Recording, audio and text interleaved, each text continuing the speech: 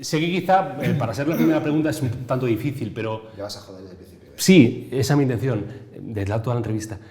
La primera vez que escuchaste la palabra facha, ¿dónde fue?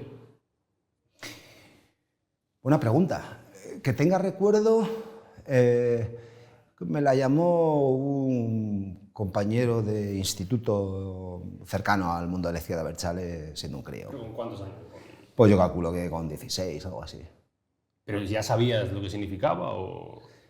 Bueno, si te soy sincero, con 15 o 16 años lo de facha era una cosa que me pillaba muy lejos, ¿no? No le daba mucho contenido político. Me sonaba insulto porque lo utilizaban mucho los de Herri Batasuna. ¿Y cuándo ha sido la última vez que te lo han llamado? En persona, no por redes, porque en redes era todos los días. Tampoco creas, ¿eh? Últimamente... La gente está más moderada, ¿no? Bueno, no sé, últimamente estoy menos en redes sociales para estas cosas. La parte más relevante, mira, que es casi cerrando el círculo, en el Parlamento Vasco, cuando era diputado, en el Parlamento Vasco, un diputado de Bildu, me lo llamó, un diputado de Bildu que había estado procesado y condenado por su pertenencia a ETA. Y ya que estamos adentrándonos en el purgatorio, Borja, te pregunto, pues te puedo tutear, entiendo, claro. Debes. ¿Crees en Dios? No, pero. ¿Eres un ateo católico? Bueno, soy un católico cultural a mucha honra y muy satisfecho de la tradición judeocristiana de la sociedad en la que vivo. Otra cosa es la creencia en un ser superior, como lo que puede ser Dios. Que... ¿No has sentido la llamada de la fe, se puede decir? Tuve fe en algún momento de mi vida, pero la Iglesia Católica en el País Vasco se empeñó en que la perdiera. Esto es interesante. Bueno, el cura que me dio la primera comunión fue condenado y encarcelado por colaborar con ETA. Eso te aleja un poco de la... probablemente sea injusto vincularla, y poco realista vincular la institución de la Iglesia Católica con la creencia, en este caso en Dios, en un ser superior. Pero para mí iba junto. ¿Y cuál es el peor pecado que puede cometer un hombre o una mujer? Esta pregunta siempre la hacemos a los invitados. ¿El peor pecado? El peor pecado que puede cometer un ser humano. Yo no lo planteé en términos de pecado, sino en términos de errores vitales. Vale. Bueno, yo creo que el sectarismo es uno de los pecados, sobre todo de más actualidad. Borja Semper Pascual, gracias por subir al purgatorio de The Objectives. Es un honor, es un placer que estés con nosotros, la verdad, ¿eh? No, el mío, estar aquí y sobre todo en el purgatorio, que eso significa que todavía tengo alguna posibilidad de llegar al cielo. Sí. Al final, bueno, pues incluso los pecadores. Como diría Ana Pastor, estos son los datos y suyas son las conclusiones, pues obviamente que la gente condene bueno, si lo dejas en manos de la gente, estamos jodidos, tanto tú como yo. Del poble. Bueno, ¿quién es Borja Semper? Se pregunta mucha de la gente de los enormes cientos, miles de seguidores que tiene el purgatorio. Bueno, se pueden decir muchas cosas, yo he apuntado unas cuantas. Se puede decir que es un hombre, si me equivoco, corrígeme, tiene 46 años, que nació en Irún, ciudad también conocida en euskera como Irún, sin tilde en euskera, por lo tanto es Irundarra, que fuma. ¿Sigues fumando? Esa es una respuesta que tendría que estar mi abogado delante y mi mujer lejos. No, no fumo, vamos a dejarlo ahí. Que es del Real Madrid y del Partido Popular, cosas ambas que no tienen por qué ver, no tienen relación. ¿Tú qué eres más, del Madrid o del PP? No, sin lugar a dudas, del Real Madrid. Antes también del Real Madrid que del PP. Sí, desde pequeñito. El primer regalo que tuve de mi abuela, que era madrileña, una de esas mocitas madrileñas, fue una camiseta de estas. Tú eres muy joven, pero sí. Era una de estas camisetas que antes había que pegar el escudo con una plancha. ¿De qué equipo voy a ser? Pero escucha que te hiciste del PP por la figura de Gregorio Ordóñez. ¿Por qué figura te hiciste del Madrid? Por una presión familiar. La democracia no opera en los ámbitos futbolísticos, lógicamente. Tradición, por cierto, que he proyectado sobre mis hijos, donde no pueden elegir, son del Real Madrid, quieran o no. Decía esto, Javois, de que el fútbol te permite ser un niño de 11 años durante 90 minutos otra vez en la vida. Eso es lo que tienes. Y un poco cafre. Es decir, el fútbol te permite... Sectario, además. Sí, y primario. Sí. Yo creo que el fútbol es un 90 minutos, o el tiempo que sea, si hay extensión, en los que puede aflorar de una manera inocua la parte más primaria del ser humano. Sigo con la presentación. También una persona es lo que ya fue, lo que ya no es, lo que fue en su momento, que fue portavoz del Partido Popular en el Parlamento Vasco, presidente del Partido Popular en Guipúzcoa, que ETA intentó asesinarle, que dejó la política en enero de 2020, hace ya casi 3 años. Ya más. Esta es mejor ahora, ¿no? Personalmente, sin duda, la vida dentro de la política, el ejercicio de la política es una trituradora humana y en el País Vasco especialmente. La vida fuera de la política es en general más plácida. No quiere decir que llene más o que te llene tanto, pero es más plácida. Y además es un hombre, lo pueden comprobar los seguidores que puedan ver esta entrevista en YouTube y demás. Es un hombre que viste bien, es un hombre que tiene buen pelo. Es un hombre atractivo. Digamos que es lo que me gustaría a mí ser de mayor. Yo te agradezco mucho, salvo que sea una insinuación, yo te agradezco mucho. No iba por ahí, pero quería preguntarte, quería entrar en este tema, en el tema de la estética, digo, de la guapocracia, porque se habla mucho de la meritocracia, pero sí quería ver lo que beneficia en la vida, como yo siempre pido a la gente que es como, sí, atractiva, tal y cual, lo que beneficia en la vida ser medianamente atractivo, medianamente guapo. Tenemos un presidente de gobierno que, bueno, a lo mejor mucha gente lo llamaba Pedro lo guapo. Si eso le ha beneficiado o no en la vida, yo creo que sí, ¿no? ¿Te beneficia ser más o menos atractivo en la vida? Esta pregunta me resultaría cómoda si yo fuera Pedro Sánchez, pero como no lo soy me incomoda, pero aún así tengo que responderte. Sí, por favor. Bueno, esto de ser guapo o no serlo, pues son como las opiniones, cada uno tiene la suya, ¿no? Si te beneficia o te perjudica, bueno, probablemente ser guapo o guapa en el ejercicio de la política sea como, o sea, opere y funcione igual que fuera de la política. Igual te puede servir para una noche, pero para una relación larga aburre, puede aburrir un guapo o una guapa. La belleza puede aburrir. Bueno, si no hay nada, si no hay nada más, sí. Yo creo que es más importante que la belleza es el atractivo, ¿no? Que no va necesariamente unido a la belleza. Puede haber alguien que no sea tan guapo respondiendo a los cánones, no sé, ampliamente aceptados, pero que tenga un atractivo tal que lo convierta en algo mucho más interesante que alguien oficialmente guapo. Pero el atractivo del poder, ¿eso atrae? ¿Eso de verdad existe? ¿O yo como no tengo poder? Bueno, yo, imagínate. Pero tuviste... Bueno, me dediqué a algo que parecía que tenías poder. Bueno, hay cierta épica en la política que puede despertar algún interés, sí, ¿por qué no negarlo? Bueno, me quedo con que sí. Una pregunta un tanto imposible, pero si Borja Semper tuviera 17 años, hoy... No estoy tan lejos, por cierto. No está tan lejos. Vamos a decirlo todo. Yo menos todavía. Si Borja Semper tuviera 17 años, hoy, ¿se volvería a meter en un partido político? No, me volvería a meter en el Partido Popular de Guipúzcoa. Hoy mismo. Bueno, las circunstancias en las que yo entré en política... Claro, por eso te lo preguntaba, pero las circunstancias han cambiado mucho, ¿no? Bueno, yo me metí en política con 17 años porque consideraba que hacía falta arrimar el hombro para acabar con una situación extraordinariamente injusta, como era el hecho de no poder sentirte español en el País Vasco y que eso te supusiera una amenaza real de muerte y, por lo tanto, también que no existía libertad. Hoy, 3 años después de haber abandonado la política, te confieso que creo que, dejando de lado esa experiencia vivida en los 17 años en el País Vasco en un contexto de terrorismo, pasando la página de este ejemplo, creo que estamos en un momento histórico, sociopolítico, en el que también hace falta que la gente arrime el hombro para que lo que estamos viviendo no derive en algo que no queremos o no degenere en algo que queremos. Es decir, creo que el compromiso político vuelve a ser algo necesario. Pero eso entiendo que puede ser que Borja Semper vuelva a la política o ya solo descartamos. Bueno, yo ya me dediqué. Creo que ahora toca ahora para otros. Tiene que venir otros. Ahora para otros, vale. No, cuando estabas en política siempre se hablaba de Borja Semper, siempre se decía esto de verso suelto, alma libre, que esto era como un poema de Garcilaso. Te quiero preguntar por el tema este del funcionamiento de un partido político, de esa suma de libertades y control, que al final toda empresa, todo partido político tiene que tener, ¿no? Esa suma y resta de libertad y de disciplina. Y si tú crees que eso se lleva bien ahora a los partidos políticos, si está ganando más la disciplina que la libertad. Yo creo que está ganando más la comodidad del quien hace política que los problemas que te puede generar a la hora de expresar una opinión particular. Vamos a ver, los partidos políticos, como cualquier organización, son partidos en los que existe una disciplina y un orden. Y obviamente si tú militas en un partido político, ya no te digo si eres cargo electo, lo lógico y lo razonable, lo esperable, lo sensato es que hay una línea que todos siguen, pues porque si no estaríamos hablando de otra cosa. Esto es una cosa, y otra cosa diferente es que los partidos políticos sean una secta.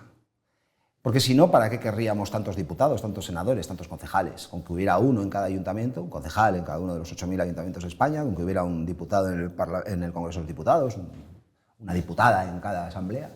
Yo creo que es importante que las singularidades sumadas conformen un proyecto político, pero que no se anulen esas singularidades y que los proyectos políticos, si aspiran a ser transversales, si aspiran a ensanchar su universo electoral y aspiran, por lo tanto, a que les vote gente que no está excesivamente ideologizada, deben de responder también a ese reflejo de la sociedad, deben ser partidos amplios, en los que haya voces, en los que haya matices y en los que haya personas que piensen un poquito más para allá y otro poquito más para allá, pero que lo digan también. ¿Tú quieres que haya más versos sueltos en la política? No, lo que quiero es que haya más naturalidad, menos impostura, menos argumentario. Los argumentarios de los partidos políticos son necesarios, pero no hace falta recitarlos al pie de la letra. Algo tienes que aportar, ¿no? Si no... Pero sobre esto siempre después hay otro debate que te quiero preguntar por ello, y es sobre el tema de las listas abiertas en la política, ¿no? Votamos listas cerradas, donde la lista la elabora el partido de turno, nos la manda y los ciudadanos elegimos entre las opciones. Si tú estarías a favor de unas listas abiertas donde el ciudadano diga, pues este sí, este no, este me cae bien, Semper no, nunca, jamás, o Semper sí, por ejemplo, ¿por qué no? ¿Tú estarías a favor de las listas abiertas o no? Bueno, yo estoy a favor de que el modelo evolucione y que sea un modelo pensando en la tradición política que tiene España y en nuestra arquitectura institucional. Y nuestro modelo responde a eso también. Creo que hay un lugar donde podríamos abrir un debate ya, un ámbito electoral donde se podría abrir un debate ya, que son las elecciones municipales, en las que tú puedes querer votar a alguien que va en una lista de un partido político sin gustarte ese partido político, pero crees en esa persona. Crees en su modelo, en su visión de ciudad, en su manera de relacionarse con la gente. Creo que ahí no haría falta tocar nada de nuestra arquitectura institucional. Diferente es a otros niveles, como pueden ser las elecciones al Congreso de los Diputados, pues por la división que tiene territorial España y por cómo está configurado. Lo veo más complicado. Pero empecemos por lo fácil y probemos, porque yo creo que sería un modelo que mejoraría la representatividad y sobre todo le daría más opciones a la gente. Y sobre la libertad, ya sabes que además estando en Madrid siempre se habla mucho de libertad. ¿Tú crees que es una palabra prostituida, la palabra libertad, o tergiversada, o que la palabra libertad haya perdido valor? Bueno, yo creo que en general las grandes palabras se han vaciado de contenido en estos tiempos. Se han vaciado de contenidos porque hay un interés en mezclar conceptos, en utilizarlos en beneficio de inventario, pero la palabra libertad, igual que otras grandes palabras como la democracia, como la igualdad, etcétera, etcétera, tienen un contenido que deberíamos de seguir defendiéndolo. Yo soy de los que creen que en Madrid existe mucha libertad, pero también la existe en otros lugares de España, y otros lugares de España donde no hay libertad. No me preocupa dónde hay libertad, me preocupa preservarla, pero me preocupan los sitios donde no hay esa libertad de la que se disfruta objetivamente en Madrid. Yo como madrileño nuevo, sí os puedo decir, sí puedo afirmar que es más que un eslogan.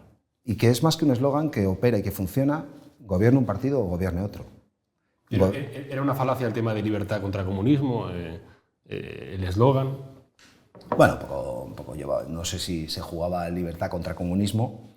Lo que sí hubo es una mujer, en este caso Isabel Díaz Ayuso, que supo interpretar cuál es el pulso de Madrid y qué es lo que Madrid defiende, o al menos una mayoría de madrileños, como que lo ha acreditado, defienden, ¿no? Pregunta malvada.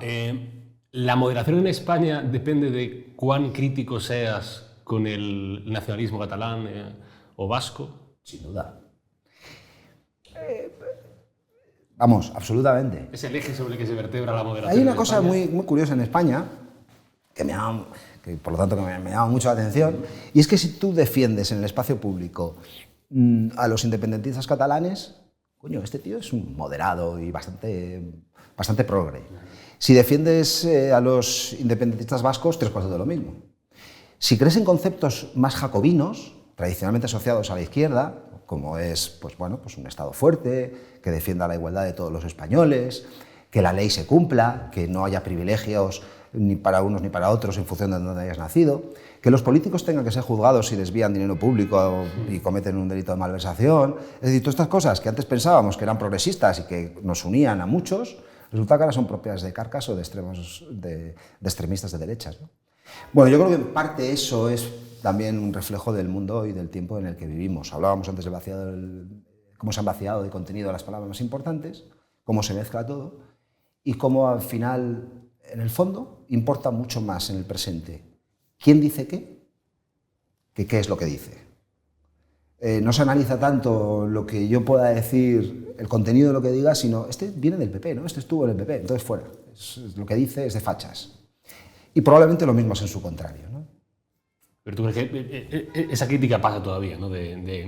Pasa más que antes de dictar a la gente en grupos, es de los míos contra los tuyos, o esto ya pasaba antes, quiero decir, o esto se ha exacerbado ahora. Bueno, siempre ha pasado, pero yo creo que era más propio de reductos. Y eso se va ensanchando. Vamos atomizando la sociedad, vamos atomizando en compartimentos cerrados en defensa de intereses particulares. Ya el individuo ya no importa por su condición de individuo, sino importa por su condición o su orientación sexual. Si eres gay o lesbiana o hetero. Si tu color de piel es o sea, si tu piel es de un color o es otro. Si tus circunstancias personales, es decir, se pretende que una parte de nuestra condición de ser humano nos defina en el todo.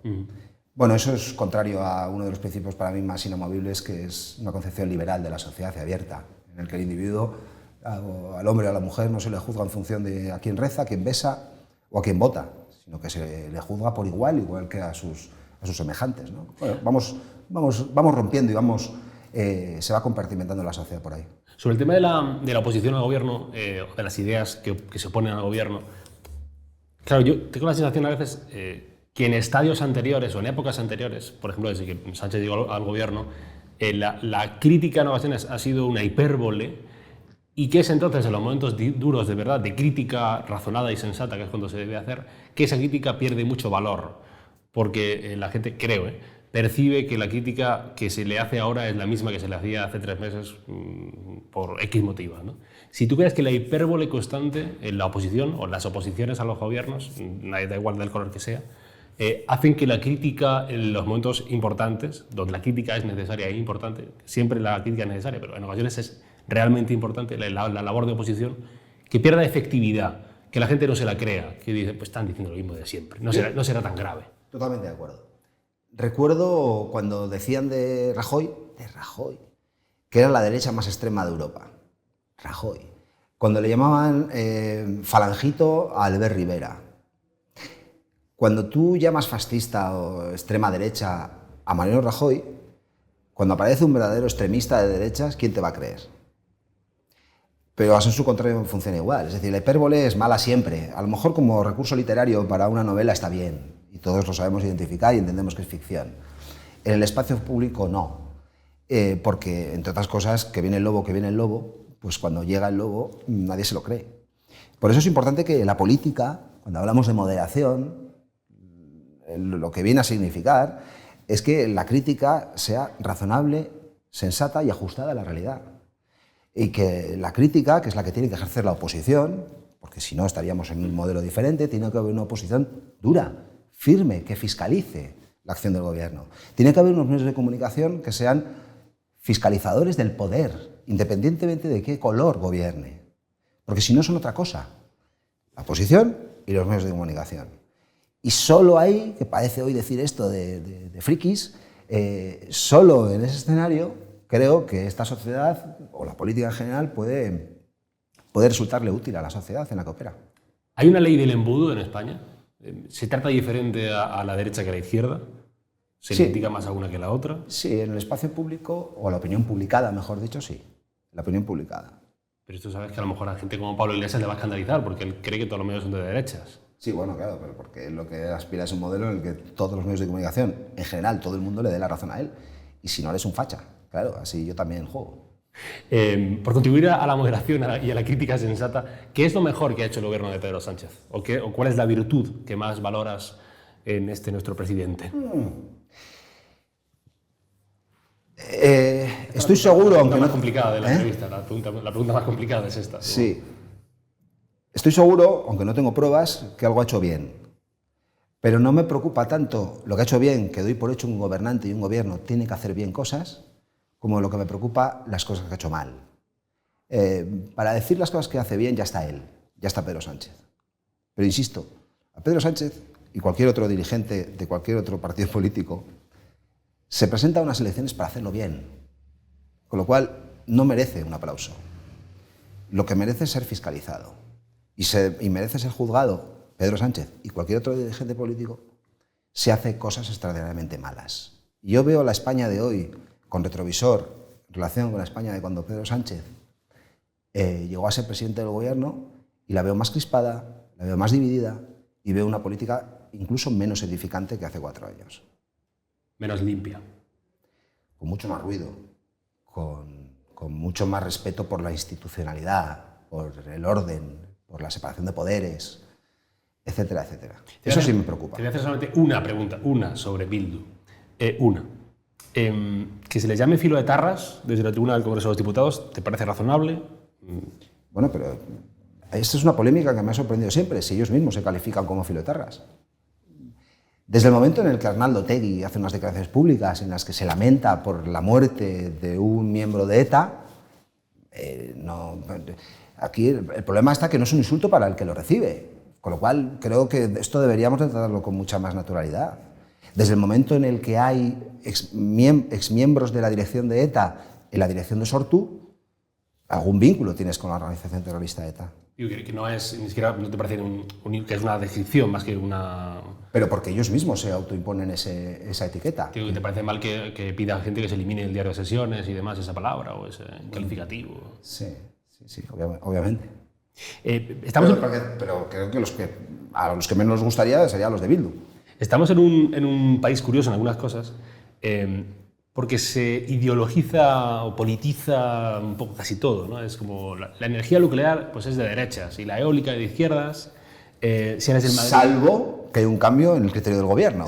Sí, claro, bueno, porque si mañana Pedro Sánchez dice que la energía nuclear es una energía limpia, habrá una cohorte de quienes hoy creen que la energía nuclear es terrorífica que defenderán que, perdóname, Sí, nos estamos. No, pero por ejemplo, si eres del Madrid, eres de derechas. Sí. Pero si eres de Atleti, eres del pueblo, eres de izquierdas. Si quieres o si quieres que bajar algunos impuestos estaría bien, claramente no quieres hospitales ni carreteras públicas. Que la gente se muera por las calles. Sí.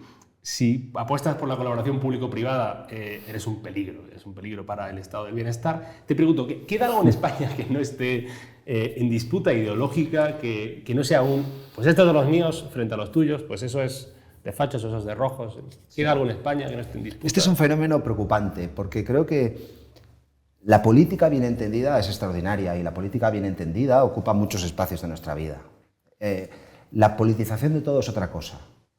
Creo que es un verdadero drama, por no decir un coñazo insoportable, cómo pretenden politizar todas y cada una de las cosas que hacemos en nuestra vida. Esto que decía algún dirigente de Podemos de lo personal es político. Yo me niego rotundamente a eso. Primero porque no creo que toda nuestra vida tenga que estar analizada por conceptos que respondan al eje izquierda-derecha. Sí que creo que es importante vivir como piensas y tener algo de coherencia en la vida. Eso es otra cosa. Se ha manoseado todo tanto que hay pocos espacios de distensión, de relax, para poder hacer lo que te venga en gana sin ser etiquetado, sin que alguien te señale, y en el mejor de los casos te señale y en el peor te meta el dedo en el ojo por vivir como creas y como quieras, ¿no? Lo que sucede, a mi juicio, es que esto era antes propio de una dialéctica política que estaba en las instituciones, que respondía a esta dialéctica lógica entre los partidos políticos, y que el riesgo que afrontamos hoy es que contamine las relaciones sociales y que empecemos a etiquetar también a nuestras amistades, a la gente que conocemos, en función de si recicla o no recicla. Si recicla o no recicla, probablemente sea un tipo incívico, pero hay incívicos de izquierdas y de derechas. No hay una superioridad moral porque tú te autoetiquetes de una manera determinada. Lo importante es, a mi juicio, es la coherencia con la que vives y con el respeto con el que vives hacia los demás. Conozco canallas y capullos de izquierdas y canallas y capullos y capullas de derechas. La maldad no tiene ideología. La maldad no tiene ideología. Ni la estupidez. Pero eso no refuta una posición ideológica. Lo que define es al tipo o a la tipa que se comporta así. Claro, volvemos a lo de antes. Hacemos de la parte el todo. Bueno, pues...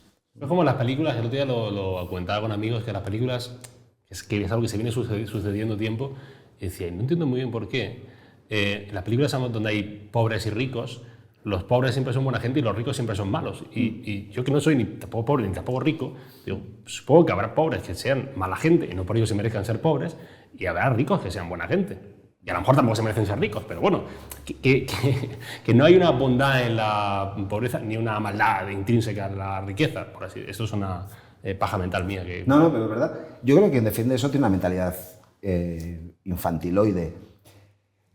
Tu posición social te define socioeconómicamente. Lo que te define como individuo y como persona es cómo te comportas y qué haces por los demás o para los demás o para ti mismo o el mundo que te rodea. Pero son dos cosas diferentes. Te quiero preguntar por un político, pero no español, sino francés. Se llama Emmanuel Macron, que es presidente de la República de Francia. ¿A la política española le hace falta un Macron, una figura, un político que pueda confrontar con el populismo o con el nacionalpopulismo, con los extremos, que tenga una visión de futuro? ¿Tú eso lo ves en la política española ahora, una figura Entiendo que le tienes en estima a Macron. Sí, me parece un fenómeno extraordinario lo que consiguió. El movimiento En Marche, cuando comenzó en Francia, él de la nada lo montó, y creo que es una referencia, lógicamente, política, ¿no? Y de transversalidad, de capacidad de gestión. Sus claroscuros, obviamente, como los tenemos todos, ¿no? Pero sí, bueno, en España sí lo identifico. Mira, yo quiero volver a una política, me gustaría que mi país volviera a una política algo aburrida. Ahora me vas a decir que el Macron español es Feijóo.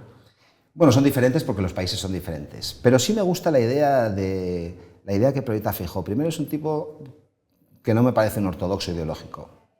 Creo que viene de gobernar una comunidad autónoma en la que ha podido desplegar ese ideario, esa posición, esa forma de entender el mundo.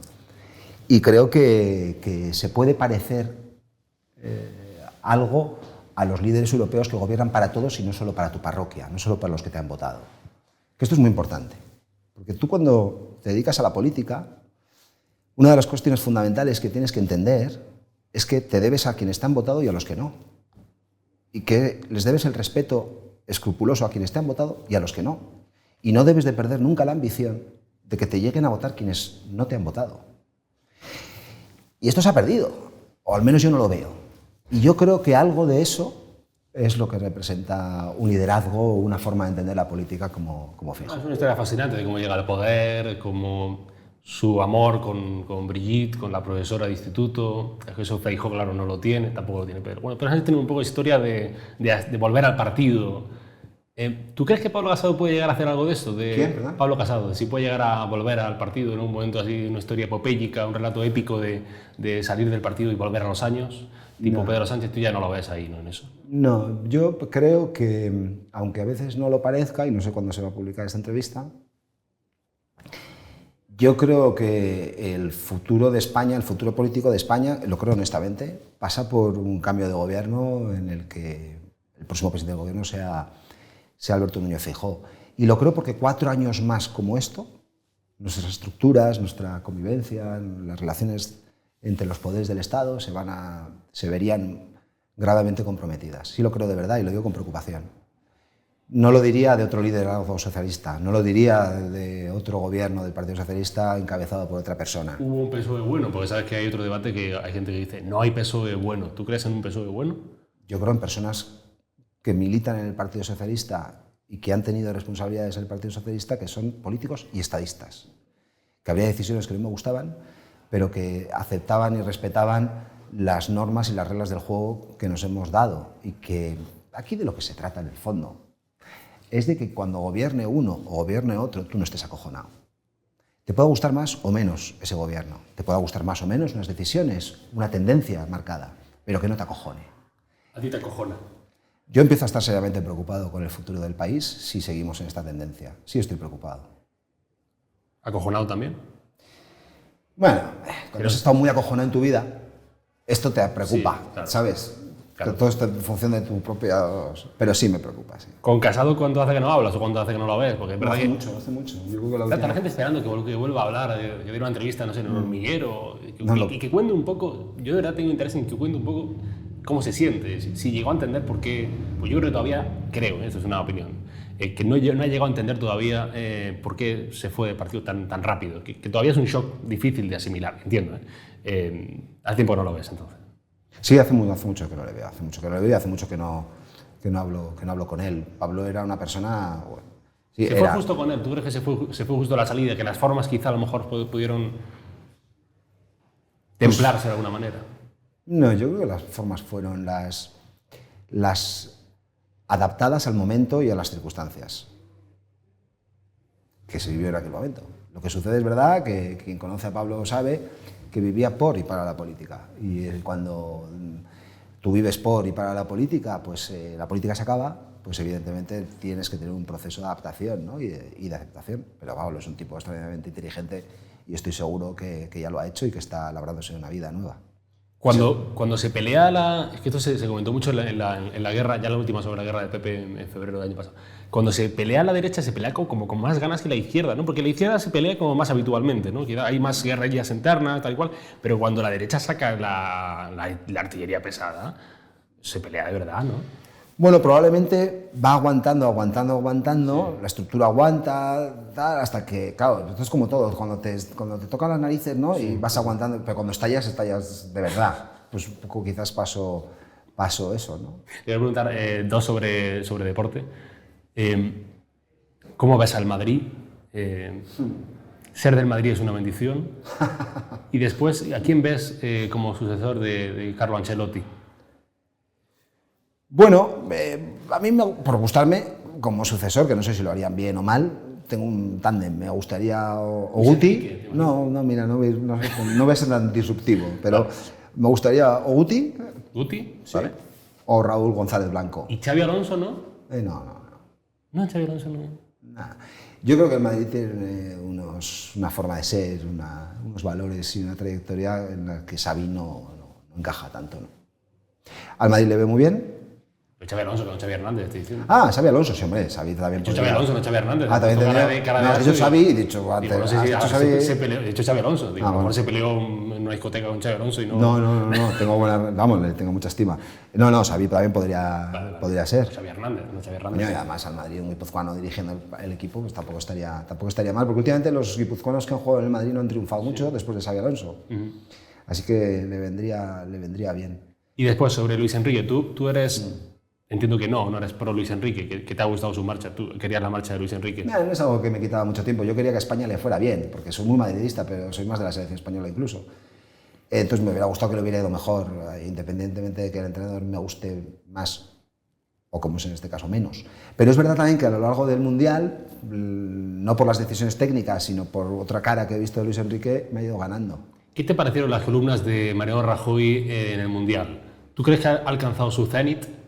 No, yo creo que Mariano todavía tiene mucho recorrido. Las tribunas o las columnas que hacía...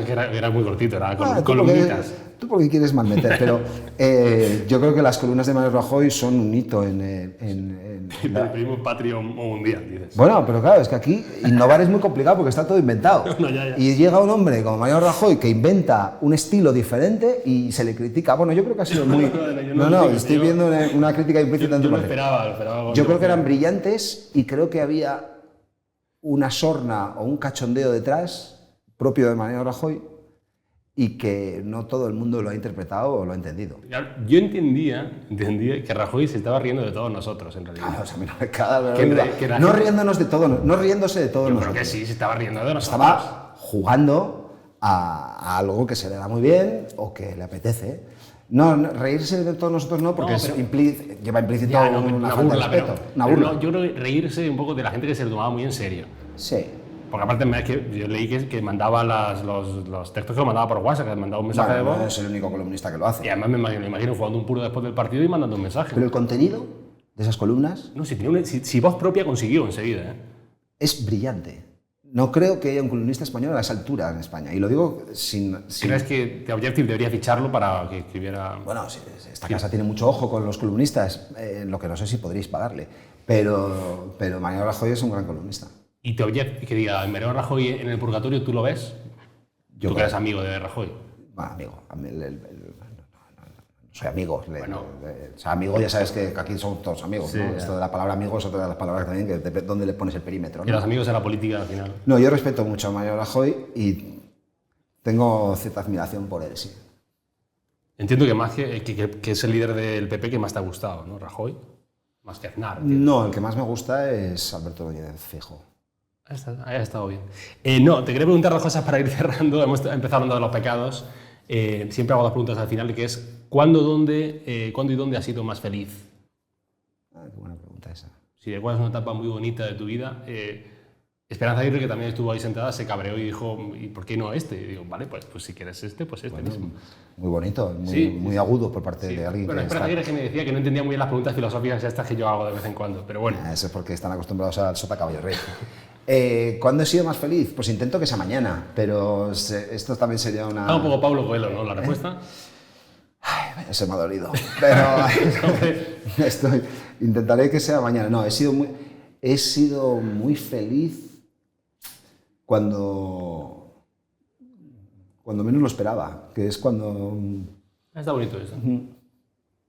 Cuando no esperabas la felicidad. Cuando no era consciente de que estaba haciendo algo que me hacía muy feliz. Probablemente a posteriori me he dado cuenta de que he sido muy feliz. Hay gente que es verdad que es feliz y después no es consciente de la felicidad en ese momento. Sí. Tú no lo has sido. En épocas tú eras feliz, pero no eras consciente de esa felicidad. Es que tiene momentos buenos y momentos llenos. De todas formas, esto de la felicidad es un poco obsesivo, ¿no? Porque esto de la búsqueda de la felicidad puede ser frustrante. Yo lo que creo es que lo que tienes que estar es sereno.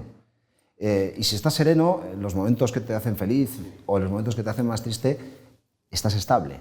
Y esa serenidad ante la vida, yo creo que, mira, para no creer en Dios, esa serenidad ante la vida creo que es lo que te proporciona momentos de felicidad. ¿Y el paso del tiempo cómo lo llevas? Muy mal. Jodidamente mal. Asquerosamente mal. ¿Te gustan tus cumpleaños o no los celebras? Sí, porque la parte del ego me hace que me guste que lo feliciten, que me hagan regalos y tal, pero llevo muy mal. Cuando antes has dicho, ¿tiene tantos años? No, voy a repetir porque si a alguien se le ha pasado que... Sí, es la parte hasta ahora la más dura de la entrevista. No. De esta conversación. Vale. Lo llevo mal, pero porque soy un poco como Woody Allen también, ¿no? Entonces no me gusta, me llevo mal con la idea de la muerte, del fin, de la nada. Y el paso de los años, oye, te puede pasar mañana, ¿no? Pero el paso de los años lo que hace es acercar esa nada. Pero esto me parece curioso porque tú además eres una persona que ha estado cerca de la muerte, que ha visto a mucha gente morir, asesinada, que tengas esa relación con la muerte, eso me parece interesante. Sí, porque yo, en aquellas épocas yo me dedicaba a la política para que me mataran. Era una circunstancia que era cierta, pero era era una variable que no operaba en mi día a día, no la tenía presente, ¿no? A mí me gusta mucho la vida y aspiro a que no se acabe nunca. Un día me preguntó mi hijo, hoy mayor, pero cuando era pequeño, me dice, papá, ¿te vas a morir? Y tuve que decirle la verdad, no tengo ningún interés. Y con lo cual él interpretó que no me iba a morir nunca y no lo saqué de ese error. Pero es cierto, no tengo ningún interés en... ¿Y a tus hijos, si están en edad de cómo les explicarás? He sido político. ¿Cómo llegas a que entiendan qué es la política? ¿Cómo le puedes explicar a qué se dedica un político? ¿Sabes cuándo es lo más jodido de eso? Cuando haces un trámite para lo que sea, ¿no? No sé, pues desde solicitar da igual, un trámite. Sí. Y la típica casilla de profesión, ¿no? Y entonces empiezan. Funcionario, profesional liberal, abogado, tal, igual, y no existe la de político. O cuando estás en una ventanilla y te dice, ¿usted a qué se dedica? Y tú... soy político. Pero lo dices como a escondidas, ¿no? Pero esto nos debería también de llevar a una reflexión. Sí, reflexionemos, por favor. No, pero no es bueno que el ejercicio de la política haya perdido prestigio. No digo privilegios, no digo los privilegios asociados al prestigio. Me refiero al prestigio social. A que hay gente que dedica parte de su vida, de su trayectoria vital, la dedica al ejercicio de la cosa pública, al ejercicio de intentar que con su acción, con su labor diaria, mejore el mundo en el que vivimos, ¿no? Y eso tiene sus justificaciones y su explicación, pero hoy día no está prestigiado. Pero ¿no crees también que ese desprestigio de los políticos, como ha pasado también con los periodistas, muchas veces ganado a pulso? Absolutamente, claro. No, aquí la responsabilidad es propia de quienes hacen política, ¿no? Que con su ejemplo... Fíjate, hace años se hablaba de la ejemplaridad. Es algo de lo que se ha dejado de hablar.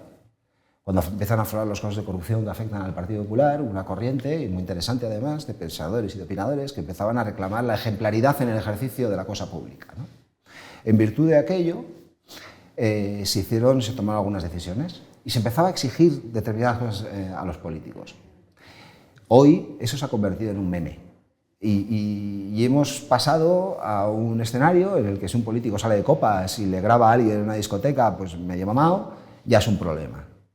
En lugar de juzgarle y analizarle por lo que hace en el ejercicio de su responsabilidad pública. Como si el político debiera de ser una cosa extraña 24 horas al día, 7 días a la semana. Claro, esto es otra cosa que, por ejemplo, hace unas semanas, unos meses, incluso salió un vídeo del presidente del PP de Murcia, en una fiesta, que no salía tampoco especialmente... pero que hay gente que lo criticó, que también ese hombre tiene derecho a tomarse un cubata si lo ve necesario, que tampoco fumarse un puro o un porro si es necesario. Si le apetece, ¿por qué no? Es que lo contrario es...